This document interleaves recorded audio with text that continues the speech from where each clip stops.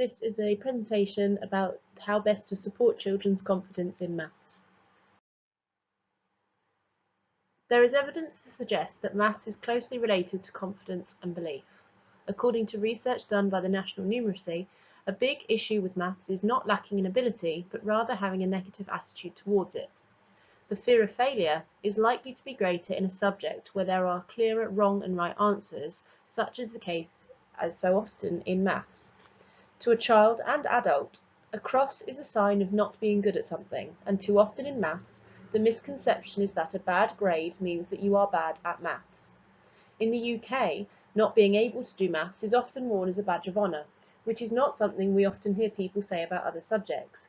I could never do maths at school is heard much more regularly than I could never write at school, or I was never good at history at school. Lacking confidence in maths is a vicious cycle. When you lack confidence, you are more likely to answer a question incorrectly, and then, by answering a question incorrectly, you are more likely to lack confidence. Maths anxiety is a type of anxiety that specifically interferes with mathematics. It has a huge negative impact on pupils' learning by overloading their working memory or causing them to avoid mathematics altogether. Math anxiety starts to show as young as in Key Stage 1 and then gets progressively worse the older a child gets. There are findings to suggest that having a fixed mindset about maths, one where you do not have the belief that your abilities can be developed and that learning is fixed and you are either clever or you are not, is an important influence on a person's sense of belonging in maths, their longing to continue with maths in the future, and how well they achieve. This is particularly the case for girls and women. So what can we do?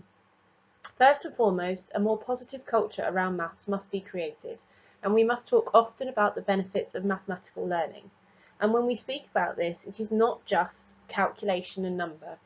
That is a very small part in maths, and when you consider where maths is used in the real world, often it is more the problem solving and reasoning element of maths that is going to be more beneficial, but often these are the parts of maths that we do not speak enough about. Maths should also be for not the elite, but for everyone. Too often we consider maths as an intellectual subject, and therefore consider that it is only a subject for those who are most intelligent, whereas actually maths is something that everyone can do.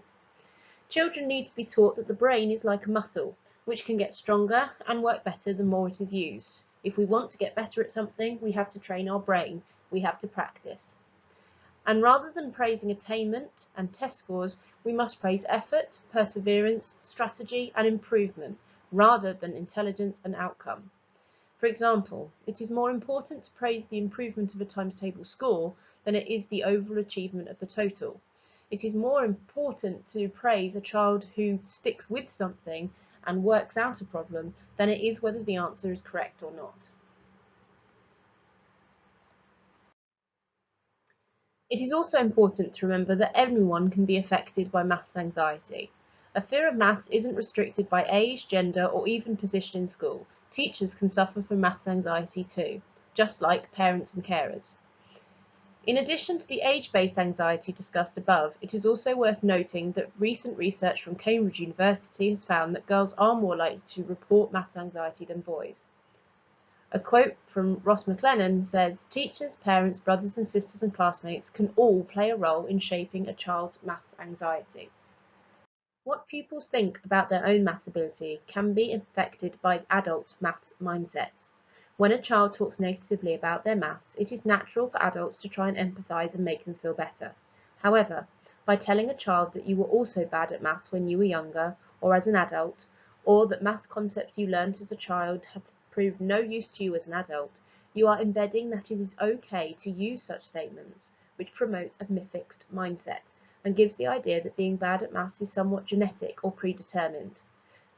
All children have the ability to learn, although some may find it more challenging if they have additional needs such as dyscalculia, which is a learning difference that affects maths skills such as counting, recalling maths facts and understanding maths concepts.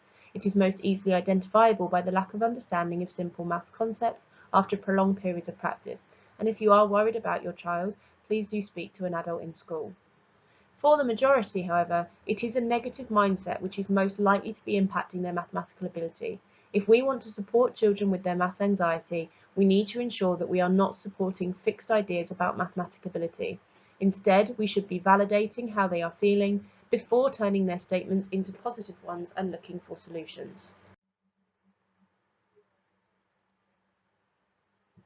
This is done by the words we say.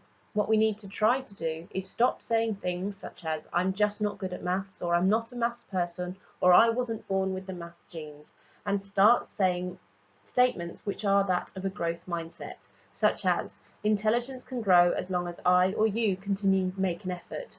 Failing only means you don't understand something yet and that more effort is needed. With hard work and the right mindset, anyone can be successful in maths.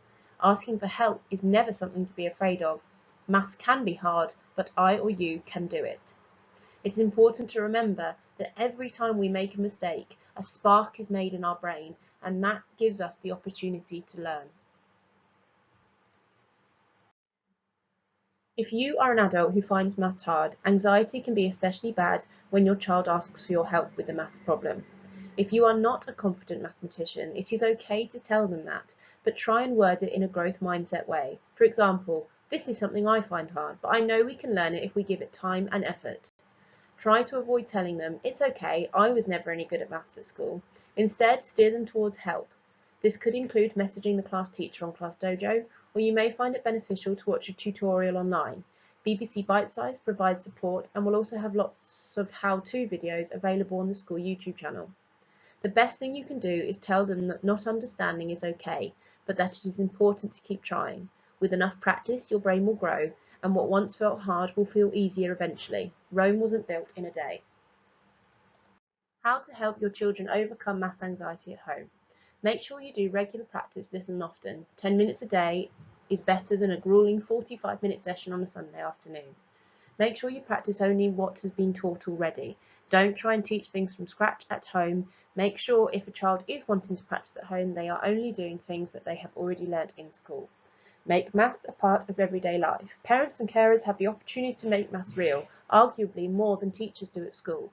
For example, when you are out and about in ordinary life, doing the shopping, DIY jobs, or cooking in the kitchen, and so on, there are plenty of opportunities to have maths-based discussions. You don't always have to ask them as questions. Try not to pass on your own maths anxiety. Don't tell your child you were bad at maths. This will make them think that is a legitimate thing to say, and in the long term, it is likely to increase maths anxiety themselves. And allow your child to talk about their anxieties.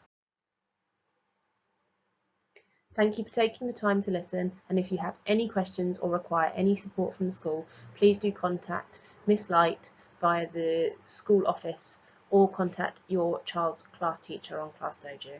Thank you for watching.